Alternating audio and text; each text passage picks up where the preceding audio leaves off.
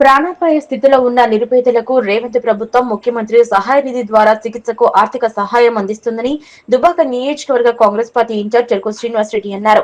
వైద్యపరంగా ఆపదలో ఉన్న వారికి సకాలంలో చికిత్స కోసం అందిస్తున్న నిధులు సద్వినియోగం చేసుకోవాలన్నారు. పార్టీలకు అతీతంగా కేవలం అర్హత ఆధారంగా సీఎం రిలీఫ్ ఫండ్ నిధులు అందిస్తున్నామన్నారు. దౌలతాబాద్ మరియు రాయపూల్ మండల పరిధిలోని ముబారస్పూర్ రైతు వేదికలో వివిధ గ్రామాలకు చెందిన 18 మంది లబ్ధిదారులకు ముఖ్యమంత్రి సహాయ నిధి ద్వారా మంజూరైన చెక్కులు అందజేశారు. మొత్తంగా 6,38,500 రూపాయల విలువ చేసిన సీఎంఆర్ఎఫ్ చెక్కులను దుబ్బాక నియోజకవర్గ కాంగ్రెస్ పార్టీ ఇన్ఛార్జ్ చెరుకు శ్రీనివాసరెడ్డి మంజూరు చేయగా ఈ రోజు స్థానిక నాయకులతో కలిసి లబ్ధిదారులకు అందజేశారు.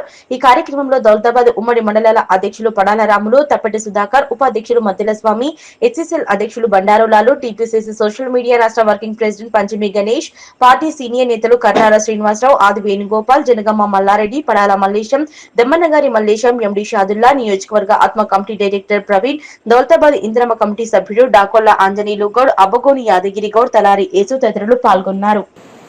పేదవాళ్లకు వైద్యం అందించాలి అనే ఉద్దేశంతో గతంలో ఆరోగ్యశ్రీ తెచ్చింది కాంగ్రెస్ పార్టీ. 5 లక్షలు ఉంటే మరి కాలం మారింది, ఖర్చులు పెరిగినాయని చెప్పి పేదల ఆరోగ్యం కోసం ఆలోచించే పార్టీ ఏకైక పార్టీ దేశంలో ఉందంటే అది కాంగ్రెస్ పార్టీ.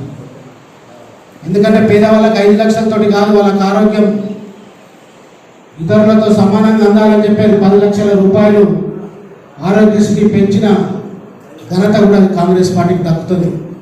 మరి చాలామంది ప్రైవేట్ హాస్పిటల్లో పోతూ ఉన్నారు, వాళ్ళకు కూడా ఏదో విధంగా ప్రభుత్వం తోడ్పడాలని చెప్పి సీఎంఆర్ఎఫ్ చెక్కుల ద్వారా అందించడం జరుగుతుంది. ఎక్కువ మటుకు మీరు గవర్నమెంట్ హాస్పిటల్స్ పోటీ అప్పుడున్న హాస్పిటల్స్ కావు, ఈరోజు ప్రతి ఒక్క గవర్నమెంట్ హాస్పిటల్స్ కూడా ప్రైవేట్గా నీట్గా ఉన్నాయి. కాబట్టి మరి ఆరోగ్యశ్రీ పథకాన్ని 10 లక్షల వరకు సద్వినియోగం చేసుకోవాల్సిన అవసరం కూడా ఉంది. కాబట్టి నాయకులు కానీ కార్యకర్తలు కానీ మరి గ్రామాలలో ప్రజల్ని చైతన్యవంతం చేయాల్సిన అవసరం చాలా ఉంది. మరి ఈరోజు దుబ్బాక నియోజకవర్గంలో 32 లక్షల 30,000 రూపాయల సీఎంఆర్ఎఫ్ ఫండ్స్ పంచడం జరుగుతూ ఉంది.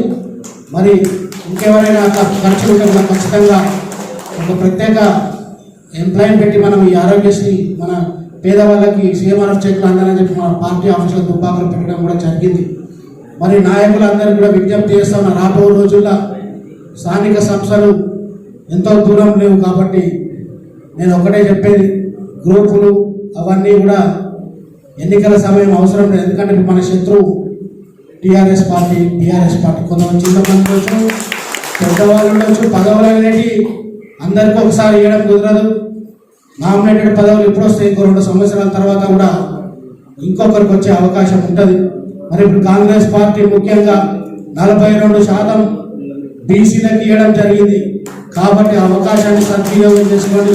42% మళ్ళీ ఎస్సీలకు 18%, దాదాపు 70% మన మహిళా రిజర్వేషన్ తీస్తే దాదాపు 70% ఈరోజు గ్రామీణ మన స్థానిక సంస్థ ఎన్నికల్లో రిజర్వేషన్స్ ఉన్నాయి. కాబట్టి పదవులు అందరికీ వస్తాయి. ప్రతి ఒక్కరు ఆలోచిస్తారు, నేను ఒక నామినేటెడ్ పదవి తీసుకుంటే అవసరం లేదు, ప్రజల దగ్గర పోతున్నా. అది నేను అనేది ఒక నిజమైన లీడరు నామినేటెడ్ పదవులు ఎప్పుడు తీసుకోడు. ఒక నిజమైన లీడరు ప్రజాక్షేత్రంలో ఉంటాడు, ప్రజల దగ్గర పోయి మన ప్రభుత్వం చేస్తున్న సంక్షేమ కార్యక్రమాలు ప్రజలకు వివరించి మరి వాళ్ళు మన్ననలు పొంది గెలిచి మరి ఆ ప్రాంత అభివృద్ధి కోసం కృషి చేసేవాడు నిజమైన నాయకుడు.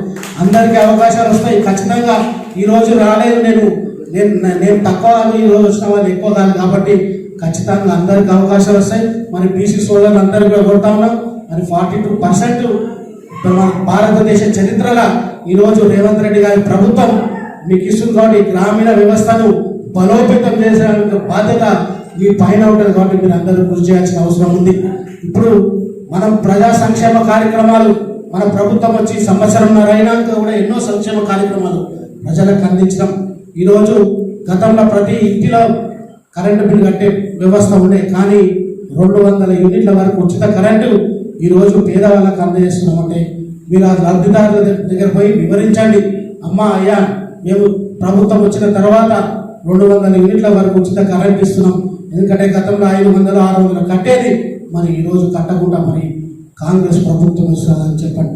ప్రతి గ్రామంలో ఒకటే కొడతాను, ప్రతి కార్యకర్త మరి గ్రామ శాఖ అధ్యక్షుడిని నాకు 2-3 రోజుల్లో లిస్ట్ కావాలి, ఏ గ్రామంలో ఎవరెవరికి రైతు రుణమాఫీ అయింది వాళ్ళ ఫోన్ నంబర్లతో సహా.